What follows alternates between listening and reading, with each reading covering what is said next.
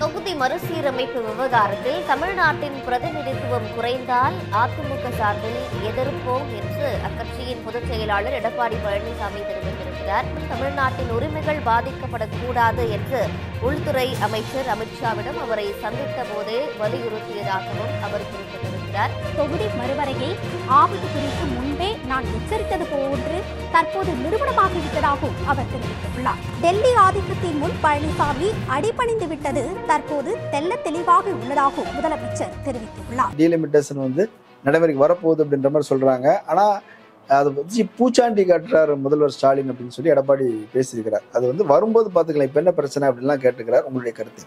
Rajasthan, Gujarat, Rajasthan, Haryana, Uttar Pradesh, Uttarakhand, Chhattisgarh, MP, Bihar இந்த இடத்துலயே 500 சீட்டுக்கு மேல வந்துடும். அப்போ உங்களுக்கு இந்த 500 சீட்ல 400 சீட்டு ஜெயிச்சாலே பாஜக ஆட்சிக்கு வந்துடும். மற்ற எந்த மாநிலமும் தேவையில்லை. கிட்டத்தட்ட 50% மேற்பட்டவர்கள் வேண்டான்னு சொன்னா கூட அவங்க பிரதமராகி ஆட்சி அமைச்சிருவாங்க. எல்லாருமே எப்படி பாக்குறாங்கன்னா பாஜகவுக்கும் திமுகவுக்குமான பிரச்சனைன்னு பாக்குறாங்க. இது அப்படிப்பட்ட பிரச்சனை கிடையாது. இது பாஜகவுக்கும் தமிழ்நாடுன்ற மாநிலத்துக்குமான பிரச்சனை. அப்போ ஹிந்தி பேசும் மாநிலங்கள் குரல் மட்டுமே ஒலிக்கும் விதமாக இடங்களை மறுசீரமைப்பு செய்ய போறோம் அப்படின்றாங்க. அந்த மக்கள் தொகை கணக்கெடுப்பை வச்சு எம்பி சீட்டை ஏத்துறது மட்டும்தான் இவங்களோட குறிக்கோள். அரண்சை நண்பர்களுக்கு வணக்கம். அரண்சை ஊடகம் சுயேட்சையாக இயங்குவதற்காகவே உருவாக்கப்பட்டது. நாம் செய்கிற வேலை உண்மையிலேயே மக்களுக்காக செய்கிறோம் என்பதை நீங்கள் நம்பினால், வாய்ப்பு இருந்தால் இந்த ரேசர் பே கியூஆர் கோடுக்குள்ளே நீங்கள் அதை ஸ்கேன் பண்ணி எங்களுக்கு உங்களால் இயன்றதை விருப்பம் இருந்தால் ஆதரவு தெரிவிக்கலாம். அரண்சை நேயர்களுக்கு வணக்கம். நான் மதன் நெறிவுலகன். இன்று நமது சிறப்பு விருந்தினர் ஆய்வாளர் கிருஷ்ணவேல் அவர்கள். நிறைய விஷயங்கள் விவாதிக்க இருக்கிறோம். அவரை வரவேற்கலாம். வணக்கம். வணக்கம். இப்போ டீலிமிட்டேஷன் வராது, அதனால ஒரு பிரச்சனையும் இல்லை, தொகுதிகள் குறைக்கப்படாது அப்படிலாம் அமித்ஷா பேசியிருந்தார். அது சர்ச்சையும் ஆயிருந்தது. அப்படிலாம் ஒன்றும் இல்லை, அது பிரச்சனை வரும்போது பேசலாம், இப்போ என்ன அப்படின்லாம் பேசினாங்க. இப்போ மறுபடியும் பிரச்சனை வருது, டீலிமிட்டேஷன் நடைமுறைக்கு வரப்போகுது அப்படின்ற மாதிரி சொல்றாங்க. ஆனா அதை வச்சு பூச்சாண்டி காட்டுறாரு முதல்வர் ஸ்டாலின் அப்படின்னு சொல்லி எடப்பாடி பேசியிருக்கிறார். அது வரும்போது பாத்துக்கலாம் இப்ப என்ன பிரச்சனை அப்படின்லாம் கேட்டுக்கிறார். உங்களுடைய கருத்து? வரும்போது பாத்துக்கலான்னு அவர் சொன்னது ஒரு பக்கம் இருக்கும். ஆனா அதுதான் வந்துருச்சே. வந்த உடனே முதலமைச்சர் உடனடியாக அதுக்கு அந்த புது சென்சஸ் என்ன எடுக்க போறாங்க டீட்டெயில்ஸ் எல்லாத்தையும் படிச்சு பார்த்து உடனடியாக அதுக்கு அறிக்கையை ஒரு மணி நேரத்தில் கொடுத்துட்டாரு. இவரு 2 நாள் பொறுத்து தான் அறிக்கையை விடுறாரு. அப்ப 2 நாள் என்ன பண்ணிட்டு இருந்தாரு? எடப்பாடியாரெல்லாம் பேசுறதுக்கெல்லாம் எந்த தகுதியும் கிடையாதுங்க. அவர் கட்சியை கொண்டு போய் பிஜேபியில் அடகு வச்சாச்சு. அது முடிஞ்சு போன கதை. அதெல்லாம் அந்த அடகு வச்சாச்சுன்னு சொல்றதை விட சேட்டுக்கிட்ட வச்ச நகை முங்கி போச்சுன்னு சொல்லுவாங்கல்ல, அது மாதிரி அடகு முங்கி போச்சு. இனிமே சேட்டா பார்த்து சேட்ஜி நம்ம அமித்ஷா இருக்காருல்ல, அவரா பார்த்து ஏதாவது கையில ஏதாவது 5 பத்தை கொடுத்து இதுக்கு சரியா போச்சு போ அப்படின்னு சொல்லி கொடுத்து அனுப்பிச்சுட்டாங்க. கூட்டணியுடைய தலைவரை எடப்பாடி தான் அவங்க ஏத்துக்கிட்டாங்க. எடப்பாடி தலைமையில் தான், அதிமுக தலைமையில தான் தேர்தல் அடகு வைக்கும்போது சீட்டை யாரு ஓனரோ அவர் பேர்ல தாங்க சீட் கொடுப்பாங்க. இந்த ரசீது கொடுப்பாங்கல்ல அடகு வச்சாருன்னு. அந்த அடகு வைக்கும் போது அவர் பேர் யாரு நகைக்கு சொந்தக்காரரோ அவர் பேர் தானே போட்டு கொடுப்பாங்க. அது மாதிரி தான் போட்டு கொடுத்துருக்குறாங்க. அதுக்கு பேர் கூட்டணி தலைவர்னு பேரா? கட்சியை அடமானம் வச்சாச்சு, வச்ச அடமானம் முங்கியாச்சு. இனிமே அதை மீட்க முடியாது. வட்டி கிட்டிலாம் கணக்கெல்லாம் பார்த்து சம்பந்தி பெரியப்பா அண்ணன் தம்பி புள்ள எல்லாருக்கும் கணக்கு பார்த்து கணக்கை செட்டில் பண்ணி முடிச்சு அனுப்பிட வேண்டியதுதான் வேலை. சொல்றது எல்லாரும் சொல்றாங்க. எப்படி இருந்தாலும் எடப்பாடியார் பாத்தீங்களா அமித்ஷா வந்தப்ப ஓபிஎஸ் வரவிடாம பண்ணிட்டாரு பாத்தீங்களா, அவரோட ராஜதந்திரத்தை பாத்தீங்களா. தினகரன் பாருங்க இதயத்துக்கு பிரச்சனைன்னு செக்கப் போயிட்டாரு அப்படி இப்படின்னு எல்லாம் உருட்டுறாங்க. என்ன உருட்டுனா என்ன, எடப்பாடியார் அமித்ஷா காலில் விழுந்தாச்சு அப்படின்றது முடிஞ்சு போச்சு. அது நடந்து முடிஞ்ச கதை. அதை ஒன்றும் பண்ண முடியாது. அங்கே இருந்து ரிப்ளை வந்தாதான் இவர் இங்கே அறிக்கை கொடுப்பாரு. நீங்கள் இது மாதிரி கொடுத்துருக்கீங்களாமே, ஏதாவது சொல்லுங்க, நாங்கள் என்ன சொல்லட்டும் அப்படின்னு ஏதாவது கேட்டு அனுப்பிச்சிருப்பாங்க. அங்கேருந்து ரிப்ளை வந்ததுக்கப்புறம் தான் இவர் சொல்ல முடியும். டீலிமிட்டேஷன் அப்படின்றது இப்போ மக்கள் தொகை கணக்கெடுப்பு நடத்த போகிறாங்க. 2026ன்னு சொன்னாங்க. இப்போ 2027 அப்படின்ற அதுக்கு ஒரு நல்ல ஒரு ஐடியா பண்ணி தான் அவனுக்கு பண்ணியிருக்காங்க. மக்கள் தொகை கணக்கெடுப்பு பொதுவாக எப்பவுமே மே மாதத்தில் தான் ஆரம்பிப்பாங்க, ஏப்ரல் மேல தான் ஆரம்பிப்பாங்க. ஒரு சில நேரம் மார்ச் மாதத்தில் ஆரம்பிப்பாங்க. இவங்க விவரமா என்ன பண்றாங்க, அக்டோபரில் ஆரம்பிக்கிறேன்றாங்க. அதாவது 2026 நாங்கள் கணக்கு எடுக்கிறேன்னு சொல்ற அந்த வாக்குப்படி எடுக்கிறதா இருந்தால் மார்ச் மாதமே எடுத்துருக்கணும். ஆனால் அக்டோபரில் எடுக்கிறேன்னு சொல்றாங்க. எதுக்கு அக்டோபரில் எடுக்கிறேன்றாங்க? அக்டோபர், நவம்பர், டிசம்பர் அந்த காலகட்டம்லாம் அந்த ஹிமாச்சல் பிரதேஷ் அந்த பகுதியெல்லாம் இருக்கு பார்த்தீங்களா, உத்தரகாண்ட், இதெல்லாம் வந்து பனி மூடிய பிரதேசம் ஆகிடும். அப்போ அந்த இடத்துக்குள்ள ஆக்சஸ் இருக்காது. அதனால 2 ஃபேஸாக எடுக்கிறோம். 2வது ஃபேஸ் வந்து 2027. அப்போ என்ன ஆகுது, 2026 அக்டோபரில் எடுக்கிற கணக்கெடுப்பு அது தனியாக வச்சுருப்பாங்க, அதை கம்ப்யூட் பண்ண மாட்டாங்க. 2027 மார்ச் மாதம் எடுக்கிற கணக்கெடுப்பை முடிச்சு அது முடிக்கிறதுக்கு எப்படி மார்ச் ஏப்ரல் ஆகிடும். அப்படியே 2 வருஷம் கழிச்சு தான் ரிப்போர்ட் வரும். அப்புறம் இல்லை, அது மட்டும் இல்லை, அந்த ரிப்போர்ட் எல்லாத்தையும் ஒன்றா சேர்க்கறதே 2027 மேக்கு அப்புறம் தான் சேர்க்க முடியும். அதுக்குள்ளே சேர்த்து முடிக்கிறதுக்குள்ள 2027 முடிஞ்சிடும். முடிஞ்ச உடனே என்ன பண்ணுவாங்க, சாதி வாரியான லிஸ்ட்டை நான் அப்புறம் தரேன், மக்கள் தொகையை வச்சு வந்த லிஸ்ட்டு எங்கள்கிட்ட இருக்கு, ஒவ்வொரு ஸ்டேட்டில் எவ்வளோ மக்கள் இருக்காங்கன்னு. என்னை டீலிமிட்டேஷன் பண்ணுறதுக்கு சாதியை பற்றி பிரச்சனை கிடையாது, மக்கள் தொகை மட்டும் தெரிஞ்சால் போதும். இந்த மாநிலத்தில் எத்தனை மக்கள் இருக்காங்க, இந்த மாநிலத்தில் எத்தனை மக்கள், எவ்வளோ தொகை, தமிழ்நாடா 7.5 கோடி, உத்தரப்பிரதேசமா இத்தனை 30 கோடி அப்படின்னா அந்த கணக்கு மட்டும் தெரிஞ்சால் போதும், அதை வச்சு நாங்கள் பண்ணிவிடுவோம் அப்படின்றாங்க. அவனுக்கு திரும்ப திரும்ப சீட்டு குறையாதுன்னு சொல்றதுக்கு காரணமே என்னன்னா, 543 சீட்டுன்றது 800 சீட்டாக மாறப்போகுது. அப்போ 800 சீட்டாக மாறும்போது 40ன்ற நம்பர் கூட தான் செய்யும், குறையாது. அப்போ நாங்கள் சொன்ன மாதிரி சீட்டு கூட தானே செஞ்சுருக்கு உங்களுக்குன்னு சொல்லி சமாளிச்சிடலாம். ஆனால் கூடுறது எப்படி கூடும், உத்தரப்பிரதேசத்துக்கு 80 சீட்டுன்றது 120 மாறும்போது தமிழ்நாட்டுக்கு 40ன்ற சீட்டு 60 மாறணும். உதயநிதி அவர்கள் சொல்றது வந்து 62 சீட் வரணும்னு சொல்றாரு. அந்த 62 வந்தா கூட பத்தாது. அது எதனால பத்தாது அப்படின்னு பார்த்தீங்கன்னா, இந்த 800 சீட்ல 500 சீட்டு ராஜஸ்தான், குஜராத், ராஜஸ்தான், ஹரியானா, உத்தரப்பிரதேஷ், உத்தரகாண்ட், சத்தீஸ்கர், எம்பி, பீகார், இந்த இடத்துலயே வந்து 500 சீட்டுக்கு மேல வந்துடும். அப்போ உங்களுக்கு இந்த 500 சீட்ல 400 சீட்டு ஜெயிச்சாலே பாஜக ஆட்சிக்கு வந்துடும். மற்ற எந்த மாநிலமும் தேவையில்லை, காஷ்மீர் தேவையில்லை, காஷ்மீர், மகாராஷ்டிரா, நீங்க வேற என்னெல்லாம் பேர் சொல்லுங்க, எந்த மாநிலமும் தேவையே கிடையாது. இந்த ஹிந்தி பெல்ட் மட்டும் இருந்தாலே போதும், பிளஸ் குஜராத், இது மட்டும் இருந்தாலே 500 சீட்ல 450 சீட்டு ஜெயிச்சிடலாம். அப்போ என்ன ஆயிடுச்சு, கிட்டத்தட்ட 50% மேற்பட்டவர்கள் வேண்டான்னு சொன்னா கூட அவங்க பிரதமராகி ஆட்சி அமைச்சிருவாங்க. அதை நோக்கி தான் இவங்க இந்த காய் நகரத்தில் நடந்துகிட்டு இருக்கு. அப்ப நமக்கு வந்து 60 சீட்டு கொடுத்தா கூட பத்தாது. நம்ம இப்போ வந்து 7.5% வந்து மொத்த எம்பிக்கள்ல 7.5% எம்பிக்கள் தமிழ்நாட்டை சேர்ந்தவர்கள். அதே 7.5% கணக்கு போட்டா 65 சீட் வருது. அதாவது உத்தரப்பிரதேசத்துக்கு 120ன்னு சொன்னா நமக்கு வந்து 65 சீட்டாவது வரணும். 65 கூட வேணாம், 800 சீட்டுக்கு 65 சீட் வரணும் நமக்கு. அந்த 65 சீட் அவன் கொடுக்க போறது இல்லை. அவன் என்ன கொடுப்பான், 45, 46 கொடுப்பான். அப்போ கூட பார்த்தீங்களா உங்களுக்கு 6 சீட்டு, 9 சீட்டு, 49 சீட்டு கொடுத்தா கூட உங்களுக்கு பாருங்க 9 சீட்டு நிறைய கூட வந்திருக்குல்ல அப்படின்னு சொல்லுவான். கட்சிக்காரனை பொறுத்தவரை வேணா பல்ல காட்டலாம், இன்னொரு 9 பேர் புதுசாக எம்பி ஆக முடியும்னு. ஆனால் மொத்தமாக மாநில நலன்னு பார்த்தோம்னா நமக்கு சுத்தமாக நம்மளோட குரல் கேட்கவே கேட்காது, ரெப்ரசன்டேஷனே இல்லாமல் போயிடும். அப்படிங்கிறது தான் பிரச்சனை. இப்போ இது வந்து எல்லாருமே எப்படி பார்க்குறாங்கன்னா, பாஜகவுக்கும் திமுகவுக்குமான பிரச்சனைன்னு பார்க்குறாங்க. இது அப்படிப்பட்ட பிரச்சனை கிடையாது. இது பாஜகவுக்கும் தமிழ்நாடுன்ற மாநிலத்துக்குமான பிரச்சனை, மாநிலத்தோட ரெப்ரசன்டேஷன். அப்போ ஹிந்தி பேசும் மாநிலங்கள் குரல் மட்டுமே ஒலிக்கும் விதமாக இடங்களை மறுசீரமைப்பு செய்ய போகிறோம் அப்படின்றாங்க. அப்போ இந்தியா வந்து ஒரு ஒன்றியமாக இருப்பதற்கும் மாநிலங்கள் சுயமாக ஆட்சி செய்வதற்குமான அந்த ஸ்கோப்பே இல்லாமல் போயிடும். அதைத்தான் இந்த டீலிமிட்டேஷன் செய்ய போகுது. 2027 இந்த சீட்டோட டீட்டெயில்ஸ் எல்லாம் கொடுத்து புதுசாக எவ்வளோ இடங்கள் கொடுக்கணுன்றத 2028 முடிவு பண்ணி 2029 தேர்தலில் பாஜக ஜெயிக்கிறதுக்கு உண்டான வேலையை பண்ணுறதுக்காகத்தான் இந்த 2 ஃபேஸு தள்ளி போடுறதுன்ற வேலையெல்லாம். அதனால என்ன நடக்கும்னா, இந்த சென்சஸ் மூலமாக டீலிமிட்டேஷனை பண்ணிடுவாங்க.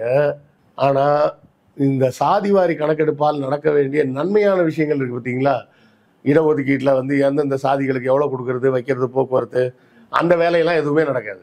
அடுத்தது ஆட்சி வர்றவங்க அதை செய்ய முடியும் தானே, சென்சஸ் இல்லை செஞ்சாங்க, செய்வாங்கன்னு என்ன நிச்சயம்? 2029 மோடியே திரும்ப வந்தாருன்னா அவர் செய்வாருன்னு என்ன நிச்சயம்? நம்பர் இருக்கு, நம்ம திரும்பவும் கேட்டு போராட்டம் தான் பண்ண முடியும். செய்வாங்கன்னு என்ன நிச்சயம்? 2011 சாதிவாரியா கணக்கெடுப்பு நடந்திருக்குது. ஆனால் 2014 ஆட்சி வந்த பிறகு அவங்க அந்த நம்பரை வந்து விடலை, வெளியே சொல்லலை. முஸ்லீம்களோட எண்ணிக்கை உயர்ந்துருச்சுங்கிற மாதிரி மட்டும் ஒரு தகவலை சொன்னாங்க. 2021 நமக்கு நடந்திருக்கணும். 11க்கு அப்புறம் 21 நடந்திருக்கணும். கொரோனான்றதுனால நடக்கலை. இதில் என்ன விசேஷம்னா 1931 வரை வெள்ளைக்காரன் எடுத்த எல்லா சென்சஸ்லையுமே சாதிவாரி கணக்கெடுப்பு தான் எடுத்தான். 1941 வந்து 2ஆம் உலக யுத்தம் வந்ததுனால கணக்கெடுப்பு நடக்கலை. 51 வந்து இந்தியா சுதந்திர ஆட்சி வந்தாச்சு. வந்த உடனே நாம் என்ன பண்ணிட்டோம், சாதியை ஏன் பார்த்துக்கிட்டு, சாதியை பார்க்க வேண்டாம், சாதி அது பாட்டுக்கு இருக்கட்டும், அதை கணக்கு சமத்துவமா இருக்கலாம். இல்லை, அந்த நோட்ல இருந்து எடுத்துருவோம். இவங்கெல்லாம் சொல்லிட்டு இருக்காங்களா, சர்டிஃபிகேட் கிழிச்சு போட்டால் சாதி போயிடும், அதே மாதிரி சென்சஸ்ல இருந்து சாதி எடுத்துட்டா சாதி போயிடும் அப்படின்னு சாதிவாரி கணக்கெடுப்பு கிடையாதுன்ட்டாங்க. அப்போ அதுல இருந்து என்ன ஆகுது, இன்னைக்கு வரைக்கும் நாம கொடுக்கக்கூடிய இடஒதுக்கீடு எக்ஸட்ரா எக்ஸட்ரா எக்ஸட்ரா எல்லாமே 1931 எடுக்கப்பட்ட கணக்கை வச்சுதான் நம்ம பேசிட்டு இருக்கிறோம். அப்போ உண்மையான கணக்கெடுப்பின்படி கொடுக்க போனா சாதிவாரி கணக்கு எடுத்தாச்சுன்னா இது வந்து இன்னைக்கு இல்லை, பெரியார் அன்னையிலேருந்து சொல்லிட்டு இருக்கிறது இதுதான், வகுப்பு வாரி இடஒதுக்கீடு. எந்தெந்த சாதி எத்தனை சதவீதம் இருக்கோ அந்தந்த சாதிக்கு அந்தந்த சதவீதத்தில் சீட்டு கொடுத்துருங்க. இப்போ வந்து 1 இயர் 10% இருக்காங்களா, 9% அவங்களுக்கு கொடுத்துருங்க. வேற ஒரு சாதி 5% இருக்காங்களா, 4.5% அவங்களுக்கு கொடுத்துருங்க. எல்லாத்தையும் ஒரு 1% கட் பண்ணிக்கிட்டே வாங்க. கட் பண்ணி கடைசியாக 90% இடத்தையும் இடஒதுக்கீட்டில் கொடுத்துருங்க. ஐயர் பிராமின்ஸ் முதற்கொண்டு இடஒதுக்கீடு கொடுத்துருங்க. 3% இருக்கான்ல, 3% அவனுக்கு கொடுத்துருங்க. அவனோட உரிமையில் நம்ம தலையிட வேண்டாம். யார் யார் எந்தெந்த சாதி எத்தனை சதவீதம் இருக்காங்களோ அதுக்கு சமமான ஒரு 90% இடஒதுக்கீடை கொண்டு வந்துருங்க. மிச்சம் ஒரு 10% வைங்க. அந்த 10% யாருக்கு கொடுங்கன்னா சாதி மறுப்பு திருமணம் செய்கிறவங்களுக்கு கொடுங்க. கொடுத்துட்டீங்கன்னா சரியாக போயிடும். ஆனால் இந்த சாதிவாரி கணக்கெடுப்பில் இன்னொரு சிக்கல் இருக்கு. என்னன்னா 1931 வரை எடுக்கப்பட்ட சாதிவாரி கணக்கெடுப்பு அவங்க ஒரு லிஸ்ட் ஆஃப் ஜாதி வச்சிருந்தாங்க. அந்த சாதியில நீங்க எந்த சாதின்னு கேட்டு குறிச்சிக்கிட்டாங்க. இப்ப நம்ம கிட்ட அந்த மாதிரி ஏதாவது ஒரு லிஸ்ட் இருக்கா? அந்த லிஸ்ட் எதை பேஸ் பண்ண லிஸ்ட், எந்த ஆந்த்ரோபாலஜியை பேஸ் பண்ண லிஸ்ட் இல்ல, அது எதுக்கு அவங்க கேட்டா சொல்ல போறாங்க, அதை வச்சு டேலி பண்ணி போறோம். கரெக்டான விஷயம். எனக்கு தெரிஞ்ச ஒரு குறிப்பிட்ட சாதியை பத்தி சொல்றேன். கடையநல்லூர் இந்த பகுதியிலாம் பாத்தீங்கன்னா ஒரு குறிப்பிட்ட சாதியினர் வந்து தங்களை வந்து முதலியார்னு சொல்லிப்பாங்க. அதே சாதியை சேர்ந்தவர்கள் நெல்லை, தூத்துக்குடி, கன்னியாகுமரி மாவட்டங்கள்ல தங்களை மூப்பனார்னு சொல்லிப்பாங்க. அந்த மூப்பனாருக்கும் தஞ்சாவூர் மூப்பனாருக்கும் சம்பந்தமே கிடையாது. இந்த கடையநல்லூர்ல முதலியார்னு சொல்லிக்கிறாங்களே அவங்களுக்கும் ஆற்காடு முதலியாரோ இல்ல செங்குந்த முதலியார்னு சொல்றாங்களே அவங்களுக்கும் சம்பந்தமே கிடையாது. சொல்ல போனா செங்குந்த முதலியாருக்கும் ஆற்காடு முதலியாருக்கும் சம்பந்தம் கிடையாது. இப்போ திருநெல்வேலியில மூப்பனார்னு சொல்லிக்கிறான், கடையநல்லூர்ல முதலியார்னு சொல்லிக்கிறான்ல, இதே சாதியை சேர்ந்தவங்க தேனி பக்கத்துல இருக்காங்க. அவங்க தங்களை பிள்ளைமாருன்னு சொல்லிப்பாங்க. இந்த பிள்ளைமாருக்கும் திருநெல்வேலி சைவ பிள்ளைமாருக்கும் சம்பந்தம் கிடையாது. இந்த 3 பேர் இருக்காங்களா, கடையநல்லூர் முதலியாரு, திருநெல்வேலி மூப்பனாரு, தேனி பிள்ளைமார் இருக்காங்களே, இதே சாதியை சேர்ந்தவங்க பட்டுக்கோட்டை சைட்ல எல்லாம் பாத்தீங்கன்னா செட்டியாருன்னு சொல்லிப்பாங்க. இந்த செட்டியாருக்கும் நாட்டுக்கோட்டை செட்டியாருக்கும் சம்பந்தம் கிடையாது. அப்ப நீங்க இதை வச்சு எப்படி கணக்கெடுப்பீங்க? இவ்வளவு குழப்பம் இருக்குது இதுல. இந்த 4 சாதி ஒரு இடத்துல இப்ப செட்டியார், ஒரு இடத்துல முதலியார், ஒரு இடத்துல மூப்பனார், ஒரு இடத்துல பிள்ளைமார், இப்படி 4 பேர் வச்சிருக்கிறாங்க. ஆனா இவங்க 4 பேரும் ஒரே சாதியை சேர்ந்தவங்க. இதை நீங்க அப்ப எப்படி கணக்கெடுப்பீங்க? இது நான் சொல்றது ஒரே ஒரு சாதி. ஒரு சாதிக்கே இப்படி 4 பேர் குழப்பம் இருக்குன்னா தமிழ்நாடு பூரா எத்தனை சாதி இருக்கு, இந்தியா பூரா எத்தனை சாதி இருக்கு, அதுல ஒவ்வொருத்தனும் என்னெல்லாம் பேர் வச்சிருப்பான், அந்த பேரை வச்சு எந்த பேர் வச்சிருக்கவன எந்த சாதியில சேர்ப்பீங்க? இதுக்கு முதல்ல உங்கள்ட்ட ஒரு கைட்லைன்ஸ் இருக்கா? இப்ப இந்த பட்டுக்கோட்டையில இருக்க செட்டியார், திருநெல்வேலியில இருக்க மூப்பனார், மதுரையில இருக்க பிள்ளைமார், கடையநல்லூர்ல இருக்க முதலியார், இவங்க 4 பேரையும் சேர்த்து ஒரு சாதியில கொண்டு போய் சேரு அப்படின்னா அதுக்கு என்ன பேர் கொடுப்பீங்க? அப்ப இது வந்து நான் ஒரே ஒரு சிங்கிள் எக்ஸாம்பிள் சொல்றேன். இது மாதிரி பல எக்ஸாம்பிள்ஸ் இருக்கு, பல சாதியை பற்றிய எக்ஸாம்பிள்ஸ் இருக்கு. ஒரு சில இடங்கள்ல தேவர்னு சொல்லுவாங்க, ஒரு இடத்துல பாண்டியன்னு சொல்லுவாங்க, இன்னொரு இடத்துல மறவர் இருப்பாங்க, இன்னொரு இடத்துல கள்ளர் இருப்பாங்க. இவங்களெல்லாம் நீங்க எந்த லிஸ்ட்ல சேர்ப்பீங்க? அப்போ உங்களுக்கு முதல்ல ஒரு ரெஃபரன்ஸ் வேணும். இந்த பகுதியில இப்படி இருந்தாங்கன்னா அவங்க இந்த சாதி அப்படின்னு ஒரு லிஸ்ட் வேணும் உங்களுக்கு. அந்த ரெஃபரன்ஸ் லிஸ்ட் நீங்க முதல்ல ரெடி பண்ணி வச்சிருக்கீங்களா? அந்த லிஸ்டே உங்கள்ட்ட இல்லை. அந்த லிஸ்ட்டை ரெடி பண்ணணும்னா அதுக்கு 10 வருஷம் ஆகும். அதை உடனே பண்ண முடியாது. இதை உட்காந்து ஒரு ஆந்த்ரோபாலஜி டிபார்ட்மெண்ட் ஆளுங்க கூப்பிட்டு கொடுத்து அவங்கள வச்சு வேலை செய்ய சொல்லணும். அந்த லிஸ்ட்டை வச்சு நீங்க இந்தியா பூரா யாரெல்லாம் எந்தெந்த சர்நேம் வச்சிருக்காங்க, இல்லை வச்சிருந்தாங்க, தமிழ்நாடை பொறுத்தவரை வச்சிருந்தாங்கன்னு சொல்லலாம். யார் யார் எந்தெந்த சர்நேம் வச்சிருந்தாங்க, எந்தெந்த சர்நேம் எந்தெந்த பகுதியில் இருந்தா அவங்க எந்த சாதியை சேர்ந்தவங்க அந்த சாதி ஓபிசியில் வருதா, எஸ்சியில் வருதா, எஸ்டியில் வருதா அப்படின்ற ரெஃபரன்ஸ் பேடே உங்கள் கையில் இல்லை.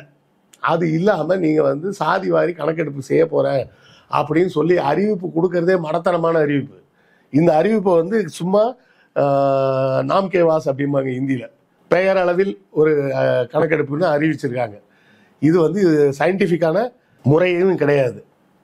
அப்போ ஒரு கண் துடைப்புக்காகத்தான் இந்த வேலையை செஞ்சுருக்கிறாங்க, செய்ய போகிறேன்னு சொல்கிறாங்க. இதனால் சாதிவாரி இடஒதுக்கீடுக்கான எந்த டேட்டாவும் வரப்போகிறது இல்லை. ஏன்னா ரெஃபரன்ஸ் முதல்ல கரெக்டாக இருக்கா. இந்த அப்ளிகேஷன்ஸ்லாம் பார்த்துருப்பீங்கல்ல, அதாவது எஜுகேஷன் குவாலிஃபிகேஷன் டிக் பண்ணுங்க அப்படின்னு போட்டு 10th 12th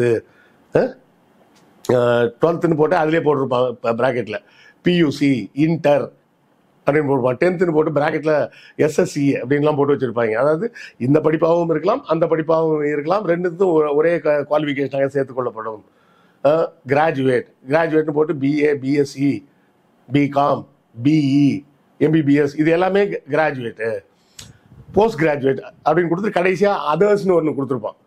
இது எதுலையுமே வராத வேற ஒன்று இருக்கா? அப்போ இந்த ரெஃபரன்ஸ் பாயிண்ட் இருந்தால் தானே நீங்கள் இவங்களை வந்து கேட்டகரைஸ் பண்ணி இவங்க இந்த சாதியில் இருக்காங்கன்னு நீங்கள் எடுக்க முடியும். அந்த ரெஃபரன்ஸ் பண்ணக்கூடிய அந்த டேபிளே உங்கள் கையில் இல்லை. இந்தியா பூரா எடுக்கணும். இந்த டேபிள் யார் ஆத்தென்டிகேட் பண்ணது? வெள்ளக்கார காலத்தில் எப்போ 1931 முன்னாடி பண்ண ஒரு டெம்ப்ளேட் உங்ககிட்ட இருக்குது. அந்த டெம்ப்ளேட் இன்னைக்கு ஒத்து வருமா? அது ஒத்து வரும் இல்லை ஒத்து வராது அப்படின்னு சொல்கிறது யார் சொல்ல முடியும்? ஒரு ஆந்த்ரோபாலஜிஸ்ட் தான் சொல்ல முடியும். அதுக்கான அந்த மனிதவியல் படித்தவர் தான் வந்து இந்த சமூகம் எப்படி இருக்குது என்னெல்லாம் இருக்குன்றத அவங்க தான் ரிசர்ச் பண்ணணும்.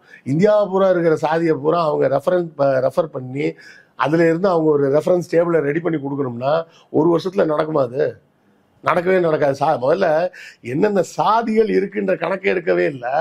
அந்த கணக்கெடுப்பே நடத்தாமல் நான் சாதி வாரி கணக்கெடுப்பு எடுப்பேன்றீங்க. புரியுதா? இப்போ நான் ஒன்று கேட்குறேங்க, நீங்கள் போய் மார்க்கெட்டில் போய் வாங்குறீங்க எல்லா ஜாமானும், எல்லாத்தையும் வாங்கி ஒரே பேக்கில் போட்டு எடுத்துகிட்டு வந்துட்டீங்க. வந்து பிரிக்கணும்ல. பிரிக்கணும்னா உங்களுக்கு மிளகா இதுதான் மிளகா, இதுதான் கத்திரிக்காய் அப்படின்னு தெரிஞ்சால் தானே பிரிப்பீங்க. அதுவே உங்களுக்கு தெரியலன்னா எப்படி பிரிப்பீங்க? தோரம் பருப்பும் கடலை பருப்பும் ஒன்றா மிக்ஸ் ஆயிடுச்சு. கடலை பருப்பு எது தோரம் பருப்பு எதுன்னு தெரிஞ்சால் தானே உங்களால் பிரிக்க முடியும். ஸோ உங்கள்கிட்ட முதல்ல அதை நான் சொல்கிற பாயிண்ட் உங்களுக்கு புரியுதா? சாதி வாரியாக நீ கணக்கெடுப்பு நடத்துகிறேன்னு சொல்கிறதுக்கு முன்னாடி என்னென்ன சாதி இருக்குன்ற லிஸ்ட்டு நீங்கள் காட்டு.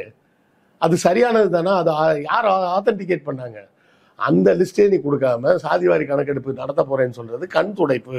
உன்னோட உண்மையான நோக்கம் வெறும் மக்கள் தொகை கணக்கெடுப்பு மட்டும்தான். அந்த மக்கள் தொகை கணக்கெடுப்பை வச்சு எம்பி சீட்டை ஏற்றுறது மட்டும்தான் இவங்களோட குறிக்கோள். இது குறித்து இப்போதைக்கு நமது தமிழ்நாடு முதலமைச்சர் ஸ்டாலின் மட்டும்தான் குரல் எழுப்புகிறார். வேற யாருமே இந்தியா பூரா இதுவரை வாயவே திறக்கலை. அவங்க தான் ஒரு கூட்டமைப்பு உருவாக்கி இருக்கிறாங்க. அடுத்து ஹைதராபாத்தில் மீட்டிங் நடத்துறதுன்னு சொல்லி. இல்லை, அதுதான் அவர் ஒருத்தர் தான் முன்னெடுத்து அதை பண்ணிட்டு இருக்கிறாரு. பதிலுக்கு வேற யாரும் ஆர்வமே காட்டல. இது வந்து அனைத்து கட்சிகளும் சேர்ந்து செய்ய வேண்டிய வேலை. தமிழ்நாடை பொறுத்தவரை தமிழ்நாட்டில் இருக்கக்கூடிய எல்லா கட்சிகளும் சேர்ந்து செய்ய வேண்டிய வேலை. ஆந்திராவில் இருக்கக்கூடிய எல்லா கட்சிகளும் சேர்ந்து செய்ய வேண்டிய வேலை. இப்போ ராவ் ஆந்திராலையும் ஒரு ராவ் இருக்கு, கர்நாடகாலையும் ஒரு ராவ் இருக்கு. அதை வச்சு தசாவதாரம் படத்தில் கமல் கூட கிண்டல் பண்ணியிருப்பாரு. இவர் அப்பா ராவ், உங்க பேர் நரசிம்மராவ், தெலுங்கா கன்னடிகா சார். அதெல்லாம் ஒன்றும் பிரச்சனை இல்லை, ஸ்கிரிப்ட் ஒன்று தான். ராவும் சேர்ந்து ராவோட ராவா கண்டுபிடிங்க அப்படின்னு சொல்லுவாரு. அப்ப கர்நாடகாவில் இருக்க ராவ் யாரு, ஆந்திராவில் இருக்க ராவ் யாரு? எவ்வளவு குழப்பங்கள் இருக்கு. சர்மான்னு எடுத்தீங்கன்னா அங்க ஒரு சர்மா இருப்பான், இங்க வேற ஒரு சர்மா இருப்பான், இங்க ஒரு குஜராத்ல ஒரு மேத்தா இருப்பான், உத்தரப்பிரதேசில் வேற ஒரு மேத்தா இருப்பான். யாரு எப்படி நீங்க கணக்கெடுக்க போறீங்க? அந்த கணக்கெடுக்கிறதுக்கான ரெஃபரன்ஸே நீங்க ரெடி பண்ணாம சாதி வாரி கணக்கெடுப்பு நடத்த போறேன். இது நூடுல்ஸ் சிக்கல் கூட இல்லைங்க, இடியாப்ப சிக்கல்னு சொல்லுவாங்கல்ல, அந்த மாதிரி ஒரு சிக்கல் இது. நூடுல்ஸாவது கொஞ்சம் கஷ்டப்பட்டு ஊற்றி தனியாக எடுத்துடலாம். இடியாப்பத்துலேருந்து தனியாக உருவியெல்லாம் எடுக்க முடியாது. வேணா இந்த இடத்துல இந்த மியூசிக் போட்டுக்கங்க, இடியாப்பம் எல்லாரும் இப்போ போடுறாங்க, அது மாதிரி என்ன போட்டுக்கங்க. அப்போ இந்த ரெஃபரன்ஸ் எதுவுமே ரெடி பண்ணாம நான் பரீட்சை எழுத போறேன்னு சொல்றாரு. எந்த பாடத்துக்குடா அப்படின்னு கேட்டா அது பரீட்சை எழுதிட்டு வந்து சொல்றேன்ற மாதிரி இருக்குது. எக்ஸாமுக்கு போறோம், முதல்ல என்ன எக்ஸாம்னு தெரிஞ்சாதானங்க படிச்சு போக முடியும். அப்போ இவங்க சொல்றது வந்து எவ்வளவு பெரிய ஏமாத்து வேலை. மக்களை ஏமாற்றுவதற்காகவும் டீலிமிட்டேஷனை கொண்டு வருவதற்காகவும் தான் அவசர கதியில அதுவும் அடுத்த எலெக்ஷனுக்கு முன்னாடி இதை செஞ்சிடணும். அதுல சிஏ என்ஆர்சி வேற இதுல வரப்போகுதுன்னு சொல்றாங்க. ஆமா, என்பிஆர் வரப்போகுது, நேஷனல் பப்ளிக் ரெஜிஸ்ட்ரின்னு சொல்லக்கூடிய என்பிஆர், என்சிஆர் எல்லாத்தையும் அதில் உள்ள கொண்டு வந்து, அப்போ இந்த கணக்கெடுப்பு வந்து என்ன எதை மட்டும் டக்குன்னு உங்களுக்கு புரிகிற மாதிரி காட்டும்னா, சிறுபான்மையினர் எவ்வளோ பேர் இருக்காங்க, ஒவ்வொரு மாநிலத்தில் மக்கள் தொகை எவ்வளவு, அதில் சிறுபான்மையினர் எந்தெந்த மாநிலத்தில் எவ்வளோ பேர் இருக்காங்க, அதில் தலித்துகள் எந்த மாநிலத்தில் எவ்வளோ பேர் இருக்காங்க, பழங்குடியினர் எந்தெந்த மாநிலத்தில் எவ்வளோ பேர் இருக்காங்க, இது மட்டும் தான் கண்டுபிடிக்க முடியும். பிசி அதை நீங்கள் கண்டுபிடிக்கிறதுக்குள்ள தலை சுற்றி பைத்தியம் முடிச்சிடும். ஏன்னா அந்த ரெஃபரன்ஸ் லிஸ்ட் இருந்தால் தான் நீங்கள் கண்டுபிடிக்க முடியும். இந்த நாளும் கண்டுபிடிக்கிறது ஈஸி.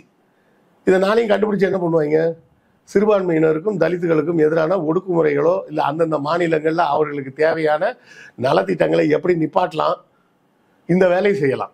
மக்கள் தொகையில் ஜாஸ்தியாக இருக்கலாம், அதனால அவனுக்கு நிறைய கொடுன்னா இது எப்படி இருக்குதுன்னா, ஒரு அப்பா சொல்றார், சாப்பாடு எப்போ பார்த்தாலும் தின்பண்டம் தின்னுகிட்டே இருக்காதுடா, ஒழுங்கா படி அப்படின்னு. சரின்னா அதை கேட்டு ஒழுங்கா படிச்சுட்டு இருக்கான் இந்த பையன். அப்பா வாங்கி கொடுத்த 4 முறுக்கு அப்படியே இருக்கு. இன்னொருத்தனை படின்னு சொன்னா அவன் படிக்காம தருதலையா சுத்தி 4 முறுக்கையும் தின்னுட்டான்.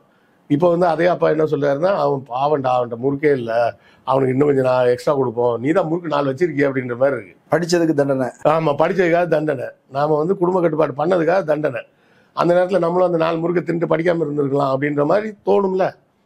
அதனால நமக்கு ஒன்றும் நஷ்டம்லாம் இல்லை, நமக்கு லாபம் தான். அதை மக்கள் தொகையை கட்டுப்பாட்டுக்குள் கொண்டு வந்தது, குடும்பங்கள் சின்னதாக மாறியது, அதன் மூலமாக கல்விக்கு நம்ம மேற்கொண்டு அந்த குடும்பங்கள் முதலீடு செய்ய முடிஞ்சது. அப்போ அந்த குடும்பங்கள் முதலீடு செய்யும் போது அதுக்கு தேவையான அரசாங்க உதவிகளை உடனடியாக செய்ய முடியுது. நிறைய பேர் சொல்லிடுறாங்க, நாங்கள் திராவிடம் படிக்க வச்சுதா, நாங்கள் தான் படித்தோம், எங்கள் அப்பா எல்லாம் ஃபீஸ் கட்டினாரு. உங்கள் அப்பா ஃபீஸ் கட்டினாரு, அந்த காலேஜுக்கு போகிறதுக்கு ஒரு ரோடு இருந்தது, அந்த ரோடு யார் போட்டது? அதுக்கு பஸ்ஸு பஸ் போகிறதுக்கு ரோடு வேணும்ல, பஸ் காலேஜ் வேணும்ல. ஒன்றும் இல்லை 1987 நான் +2 முடிக்கிறேன். எங்கள் அப்பா பணம் கட்ட ரெடி, நானும் படிக்க ரெடி. அப்போ இருந்த இன்ஜினியரிங் காலேஜ் மொத்தமே 8 தான் தமிழ்நாட்டில். சீட்டு கிடைக்கல, கட் ஆஃப், அப்புறம் என்ட்ரன்ஸ் வேறு உண்டு. அப்போ எல்லாத்தையும் சேர்த்து எனக்கு 1.5 மார்க்கில் சீட்டு கிடைக்கல. அப்போது எங்கள் அப்பா படிக்க வச்சாரா, அரசாங்கம் படிக்க வச்சுதா? எங்கள் அப்பா ஃபீஸ் கட்ட ரெடி, நான் படிக்க ரெடி. ஆனால் காலேஜ் இல்லையே, 8 காலேஜ் தானே இருந்தது. புரியுதுங்களா? 540 காலேஜ் இருக்குது. அப்போ அந்த 540 காலேஜை கொண்டு வந்தது யாரு?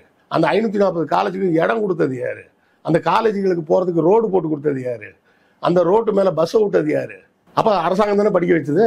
மறையா கேட்குறாங்க, நான் தான் படித்தேன், நீ தாட்டா படிக்கணும், போகிற உனக்கு பேர் நானா படிக்க முடியும்? அதுக்கான வாய்ப்புகளை உருவாக்குறத அரசாங்கம் செய்ய முடியும். அதுதான் எங்கள் அப்பாவே சின்ன வயசுல சொல்ல இருக்கு, பாரு உனக்கு படிக்கிறதுக்கு உண்டான எல்லா வசதி வாய்ப்பை தான் நான் செய்ய முடியும், உனக்காக நான் படிக்க முடியாது. அப்படி படிக்க வழி இருந்தால் நான் கூட படிச்சிடறேன்டா அப்படின்னு பேர். அப்போ படிக்கிறது நீ தான் படிச்சாகணும். நான் தான் படித்தேன்னா நீ படிக்காமல் போகிற பக்கத்து வீட்டுக்காரனா படிப்பான், நீ தான் படிக்கணும். இல்லை உனக்கு பேரில் சிஎம் வந்து படிப்பாரா? அவரு நீ படிக்கிறதுக்கு உண்டான வழிவகைகளை செஞ்சு கொடுப்பாரு. இந்த முட்டாள்தனமாகவே பேசி தெரியுது. நான் சொல்றது கலைஞரை மட்டும் சொல்லல, எம்ஜிஆரையும் சேர்த்தே சொல்லுங்க, ஜெயலலிதாவும் சேர்த்தே சொல்லுங்க. எல்லாரும் செஞ்ச வேலைகள் தான், எல்லாருக்கும் பங்கு இருக்குது, எல்லாருக்குமே பங்கு இருக்கு. அப்போ கூடுதலா இருக்குது. அப்போ நான் தான் படித்தேன்னு சொல்லாத. ஒருத்தன் அன்னைக்கு கேபிசியில் பார்க்குறேங்க, 2024 வந்த ப்ரோக்ராம் சோனி லைவ்ல இருக்கு. சொன்னோம்னா வந்து கீழே வந்துடுவாங்க, 2024 இவர் அப்படியே போய் யூபியில் போய் பார்த்துட்டு இருந்தார் அப்படின்வாங்க. யூபியில் நான் போய் பார்த்துட்டு வரல, யூபியிலேருந்து ஒருத்தன் வந்து கலந்துக்கிறான். எங்க 2024 கௌன் பனேகா கரோர்பதி அமிதாப் பச்சன் ப்ரோக்ராமில் கலந்துக்கிறான். கேட்டால் அவன் என்ன சொல்கிறான், நீங்கள் கேபிசியில் கலந்துக்கிறீங்களா, உங்களுக்கு ரொம்ப பிடிக்குமான்னு. ஆமாம் சார் ரொம்ப பிடிக்கும், ஃபஸ்ட்டு சீசன்லேருந்து பார்க்குறீங்களான்னு. இல்லை சார் 2017 அப்புறம் தான் நான் பார்க்குறேன்னு. ஏன்ப்பா? அப்போ தான் எங்கள் ஊரில் கரண்ட் வந்துச்சுன்றான். 2017 தான் கரண்டே வந்துருக்குது அந்த ஊரில். அப்போ உடனே அதுக்கு வந்துடுவாங்க, பற்றியா அதுக்கு முன்னாடி ஃபுல்லாக காங்கிரஸ் தான் இருந்தது, அதுதான் கரண்ட் வரல, மோடி வந்தோடனே தான் கரண்ட் வந்துருச்சுன்னு உளருவாங்க. அவன் சொல்கிறான், எங்கள் ஊரில் 8ஆம் கிளாஸ் வரை தான் படிக்க முடியும், 9th போகணும்னா 20 கிலோமீட்டர் தள்ளி இருக்க ஸ்கூலுக்கு தான் போகணும், அதனால நான் ப்ரைவேட்டாக எழுதி 10th பாஸ் பண்ணேன் அப்படின்றான். அப்போ அதுவும் இல்லாமல் சொல்கிறான், அவங்க வீட்டில் மொத்தம் 5 பேரும், அம்மா அப்பா ஒரு தாத்தா 2 பசங்க, மொத்தம் 5 பேர். 5 பேருக்கும் சேர்த்து ஆண்டு வருமானம் எவ்வளோ தெரியுமா? 45,000 ரூபாய். ஆண்டு வருமானம் 45,000 ரூபான்னா மாத வருமானம் எவ்வளவு? less than 4,000 rupees. 4/12 48, 48,000க்கும் கம்மி. 2024 ஒருத்தன் வந்து சொல்றான், எங்க குடும்பத்தோட ஆண்டு வருமானம், மாச வருமானம் 5 பேரும் சேர்ந்து வேலை செஞ்சு வர்ற வருமானமே 4,000 ரூபாய் கூட இல்லை. அந்த 4,000 ரூபாய் வச்சுட்டு 3 வேளை சோறு திங்க முடியுமா 5 பேரும்? யோசிச்சு பாருங்க. 3,600 ரூபான்னு வச்சுக்கிங்க. ஒரு நாள் வருமானம் 120 ரூபாய். 120 ரூபாய் வச்சு 5 பேர் சாப்பிடணும்னா ஒரு ஆளுக்கு எவ்வளவு வருது? 24 ரூபாய் வருது. 24 ரூபாயை வச்சு 3 வேளை எப்படி சாப்பிட முடியும்? அரிசியோ கோதுமையோ வாங்கணும், எரிபொருள் வேணும், சமைக்கணும். இவ்வளவும் செய்யறதுக்கு அந்த 120 ரூபாய் பத்துமா? ஒரு நாளுக்கு ஒரு குடும்பத்தோட மொத்த வருமானம் 5 பேரும் வேலை செஞ்சு 120 ரூபான்ற ரேஞ்சில் உத்தரப்பிரதேசில் வச்சுக்கிட்டு உத்தரப்பிரதேச மாடலுக்கு வான்னு நம்மளை கூப்பிட்றோம். கிறுக்க மாதிரி. நம்ம ஊரில் இப்போல்லாம் பிள்ளைங்கள்லாம் சாதாரணமாக ஒரு படத்துக்கு போயிட்டு வந்தாலே 500 ரூபா செலவு பண்ணிட்டு வருதுங்க. டிக்கெட்டோ ஒரு பாப்கார்னுக்கு 500 ரூபா வந்துடுது. அவ்வளோதான், முடிஞ்சு போச்சு. Car parking, 2 wheeler parking, 2 wheeler தான் 2 வீலர் பார்க்கிங், இல்லைனாலும் நடந்தே போயிட்டாங்கன்னு வச்சுக்கிட்டா கூட. அப்போ இதை நம்ம இவ்வளோ தூரம் டெவலப் பண்ணி இப்போ நம்ம ஊரில் என்ன பண்ணியிருக்காங்க? இந்த வருஷம் 10th 97% pass, 10th 96.5% pass. உத்தரப்பிரதேசில் 10th ஒரு கிராமத்தில் ஒரு பையன் 10th பாஸ். அந்த மாவட்டத்தோட கலெக்டர் கூப்பிட்டு பாராட்டுறாரு. ஏன்னா அந்த கிராமத்திலேயே அவன் தான் 10th முதல்ல பாஸ் பண்ணியிருக்கான். கிட்டத்தட்ட இந்தியா சுதந்திரம் அடைஞ்சு 77 வருஷம் ஆகி போச்சு. இங்கிருந்து ஒரு 10th வர்றதுக்கு, ஒரே ஒரு 10th அந்த கிராமத்துல இருந்து வர்றதுக்கு இவங்க நமக்கு கிளாஸ் எடுக்க வேண்டாங்க. ஸோ நாம வந்து தெளிவாக பேச வேண்டிய விஷயம் என்னன்னா, இந்த மக்கள் தொகை கணக்கெடுப்புன்றது நீ சாதி வாரியாக தான் எடுக்கணும். அந்த சாதி வாரியாக எடுப்பதற்கு உண்டான ரெஃபரன்ஸ் லிஸ்ட்டை முதல்ல ரெடி பண்ணு. அதுக்கப்புறம் நீ கணக்கெடுப்பு எடுக்கலாம். இன்னொரு 10 வருஷம் கணக்கெடுப்பு நடத்தலனாலும் பரவாயில்ல. இப்போ எப்படி என்ன கணக்கெடுப்பு 2021 எடுத்துருக்கணும். இந்த 15 வருஷமா கணக்கெடுப்பு நடத்தாமல் இந்தியா ஒன்றும் நாசமாகலாம் போயிடல. இன்னொரு 10 வருஷம் என்ன போயிட்டு போகுது. முதல்ல சாதி வாரியாக கணக்கெடுப்பு நடத்துவதற்கான அடிப்படை ஒர்க்கை முடிச்சுட்டு அப்புறமா வா. அதுக்கப்புறமா டீலிமிட்டேஷன் பற்றிலாம் அப்புறம் பார்க்கலாம். இப்போதைக்கு டீலிமிட்டேஷன்றதை கொண்டு வர்றதுக்காக தான் இவ்வளோ அவசரமாக கணக்கெடுப்பு. நிறைய தகவல் சொல்லியிருக்கிறீங்க. மக்கள் அதை பரிசீலிக்கட்டும். கலந்து கொண்டு கருத்துக்களை பகிர்ந்து நன்றி. நன்றி. நேரில் மற்றொரு விருந்தினோடு மீண்டும் சந்திக்கலாம். நன்றி.